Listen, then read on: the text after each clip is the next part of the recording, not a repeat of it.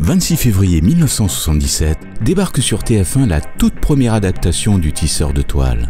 Qui ne connaît pas Spider-Man? Rares sont les super-héros ayant eu autant de succès près de 60 ans après leur naissance et dont les traces sont encore visibles de nos jours.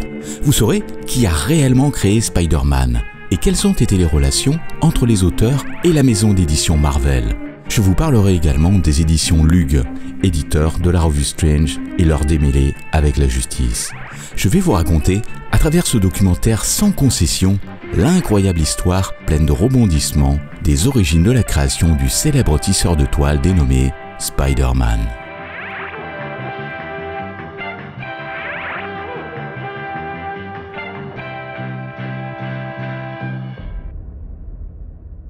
Tout commence en 1953.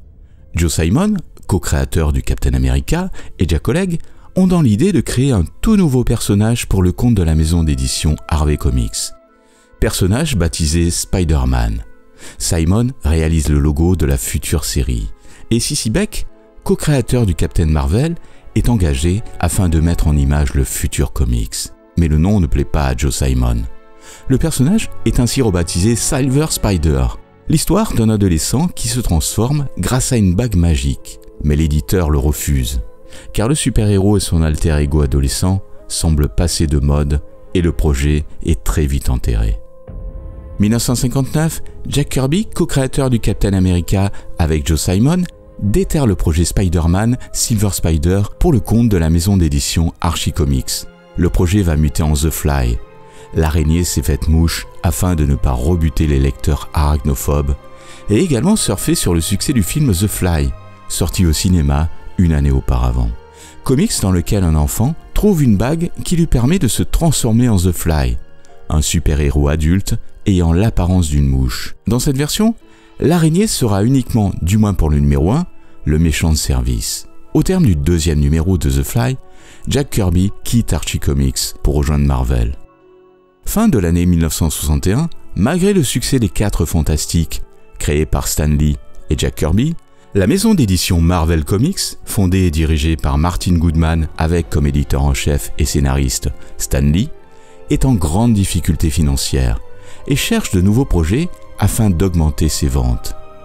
Kirby ressort alors de ses cartons le projet Spider-Man et apporte à Stan Lee le logo dessiné quelques années auparavant par Joe Simon. Ce nom plaît bien à Stan Lee et lui rappelle The Spider, un pulp de son enfance. Il entrevoit rapidement un succès pour ce futur personnage et scinde le nom en deux par un trait d'union décisif. Kirby propose un concept de 5 planches sur lesquelles Stan Lee rajoutera ses dialogues par la suite. Mais ne voulant pas prendre de risques, Martin Goodman décide de publier l'histoire dans le prochain et dernier numéro d'Amazing Adult Fantasy, magazine comportant des récits fantastiques et des histoires de monstres, dessiné en grande partie par Steve Ditko et Jack Kirby. Magazine qu'ils avaient décidé de sacrifier suite à une diminution des ventes. En effet, l'éditeur est limité à 8 publications et il lui faut supprimer un magazine pour le remplacer par un autre. C'est ainsi qu'Amazing Adult Fantasy, après son ultime numéro, cédera sa place à Two Gun Kid, dessiné par Kirby. Les planches du numéro final d'Amazing Fantasy passe ensuite entre les mains de Steve Ditko, afin que ce dernier les ancre. Mais Ditko s'aperçoit d'une ressemblance étonnante avec The Fly, et en reconnaît le concept, et en fait part à Stan Lee. Conscient que Marvel risque un éventuel procès avec leurs concurrents, Martin Goodman, par l'intermédiaire de Stan Lee, avorte sa collaboration avec Kirby pour confier le projet Spider-Man à Steve Ditko. Ditko va complètement s'identifier au héros, et va refaçonner le personnage de Spider-Man dessiné par Kirby, à tel point qu'il va calquer sa propre personnalité et son physique sur celui de Peter Parker. Un super-héros plus humain, avec ses fragilités, ses doutes et très solitaire. Prenant ainsi le pas sur le script et l'idée de base de Stan Lee et Jack Kirby. Peter Parker, jeune étudiant vivant chez son oncle Ben et sa tante May, suite à la mort de ses parents, est mordu par une araignée lors d'une exposition sur la radioactivité. Il acquiert dès lors une force phénoménale, ainsi que la faculté d'adhérer aux parois. Profitant de cette aubaine, il tente de gagner sa vie lors de combats de catch. Très vite, l'adolescent va fabriquer son costume et va concevoir un système afin de tisser ses propres toiles, faisant ainsi basculer le comics dans un univers plus réaliste que les autres super-héros de l'époque, en apportant une certaine crédibilité. Spider-Man devient une petite célébrité médiatique, mais un beau jour, il refuse d'arrêter un malfrat. Malfrat qui, quelque temps plus tard, assassinera son oncle Ben. Marqué à vie par ce terrible drame qu'il aurait pu éviter, Peter Parker n'aura de cesse de mettre ses pouvoirs au service de la justice en combattant le crime sous le masque de Spider-Man. Le dessin, beaucoup plus fin et réaliste de Ditko que les personnages dessinés par Kirby où les musculatures sont exacerbées, va tout de suite plaire aux adolescents qui vont complètement s'identifier au personnage de Peter Parker. Ditko dessine et encre ses propres planches, lesquelles passent entre les mains de Stan Goldberg, coloriste chez Marvel. Et ce dernier invente les couleurs de Spider-Man, un mélange de rouge et de bleu cobalt.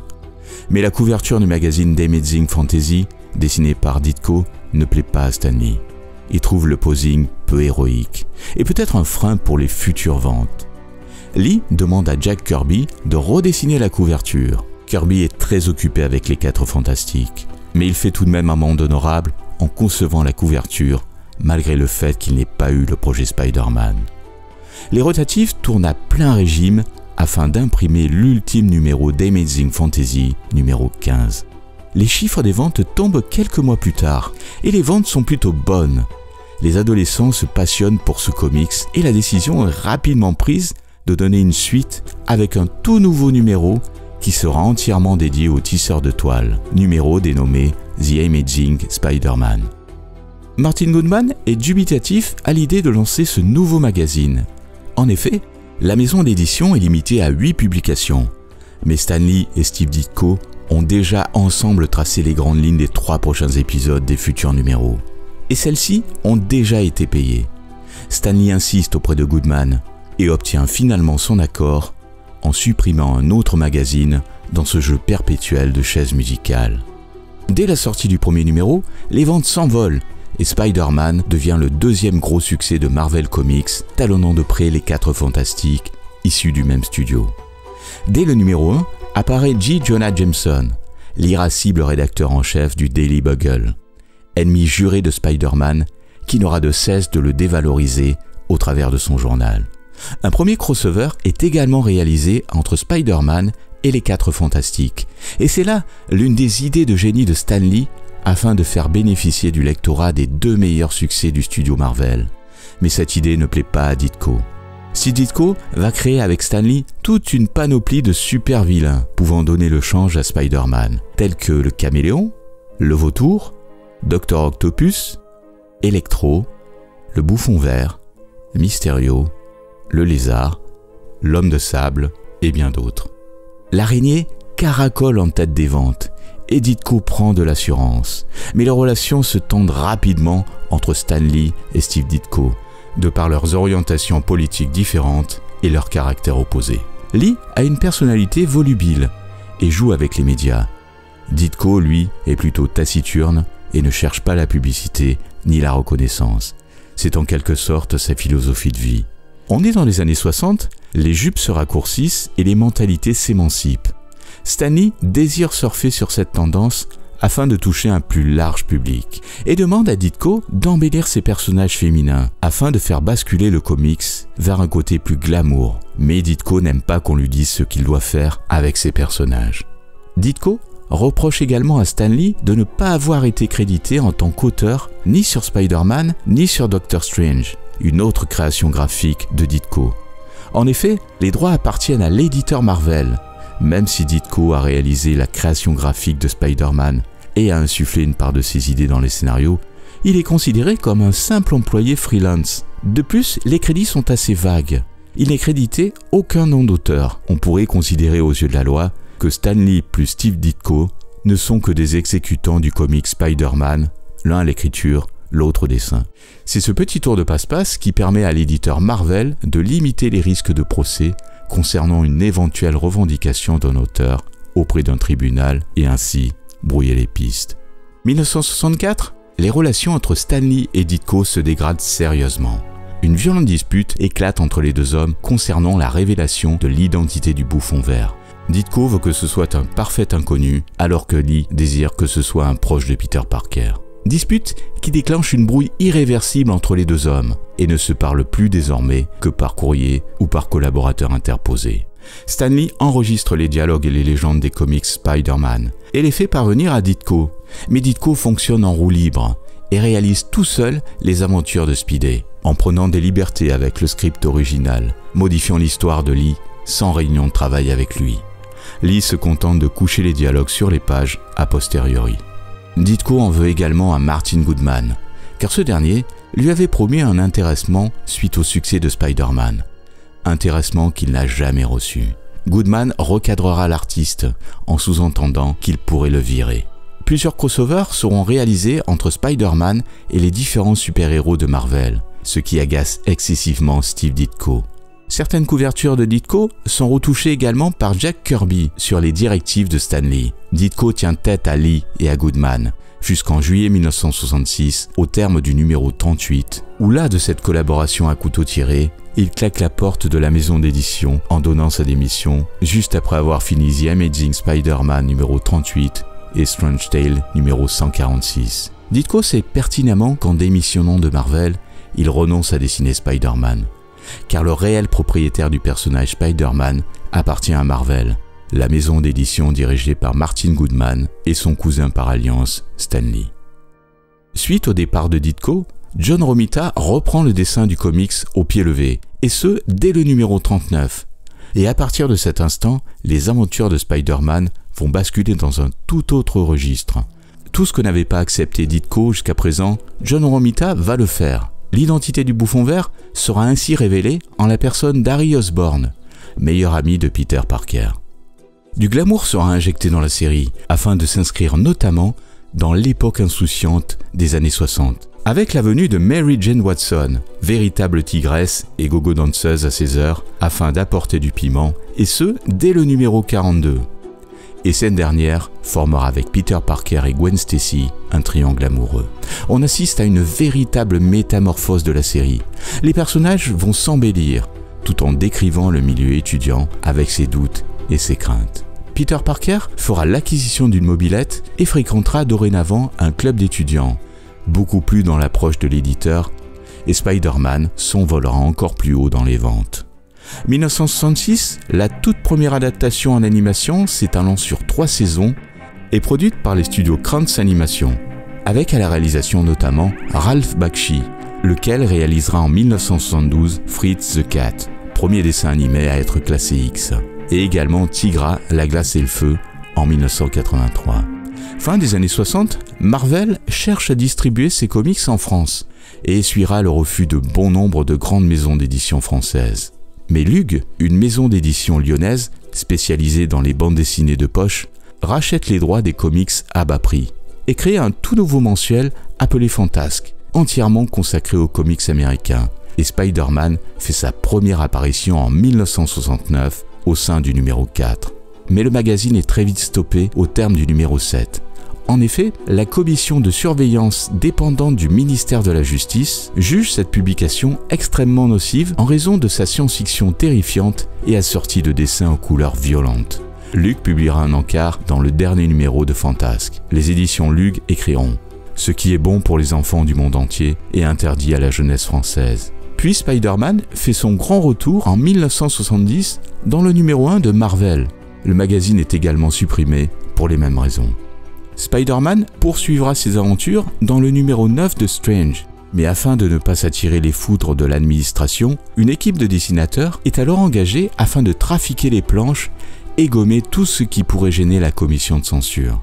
Pour les dessinateurs employés à la tâche, c'est un véritable crève-cœur. 1977, une adaptation pour le petit écran sous la forme d'un pilote est réalisée avec cette fois-ci des acteurs en chair et en os.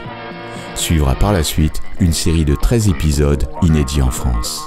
Certains épisodes de la série Spider-Man seront remontés pour le marché français, afin de constituer 2 films, lesquels sortiront en salle en 1978.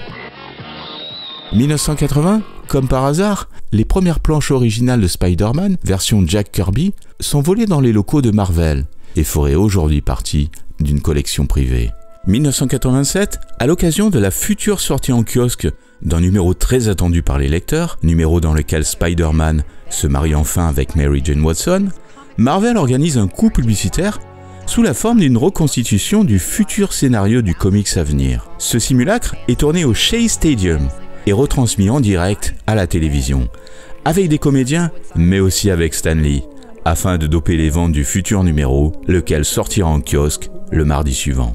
Stan Lee ne citera pas le nom de Ditko. Plus encore, il se revendique, comme l'attestent ces images, seul créateur de Spider-Man, et non co-créateur. C'est l'une de ses attitudes qui blesse Ditko une fois de plus. La version de la création de Spider-Man pour Stan Lee est tout autre. Cette idée lui serait venue suite à un pulp, The Spider, qu'il lisait dans son enfance. Et selon ce dernier, c'est lui le véritable auteur du nom et des histoires de Spider-Man.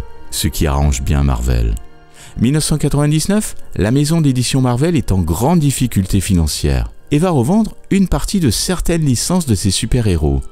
La franchise Spider-Man sera cédée à Sony pour un montant de 7 millions de dollars. Toujours en 1999, Stan Lee rédige une lettre dans laquelle il reconnaît Steve Ditko en tant que co-créateur de Spider-Man, lui attribuant la conception du costume en le tressant de louanges. Puis Sony ne tarde pas à mettre en chantier un film basé sur le célèbre tisseur de toile, avec aux manettes le réalisateur Sam Raimi. Le premier volet de la trilogie sort en 2002, dont le budget avoisine les 139 millions de dollars.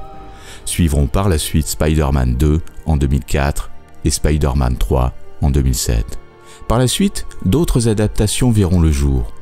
Fin 2009, la maison d'édition Marvel est rachetée par la Walt Disney Company pour un montant de 4 millions de dollars. Steve Ditko s'est éteint le 29 juin 2018, seul dans son appartement new-yorkais, et n'aura touché aucun droit d'auteur ni de royalty sur la vente de la licence Spider-Man d'un montant de 7 millions de dollars que Marvel a cédé à Sony.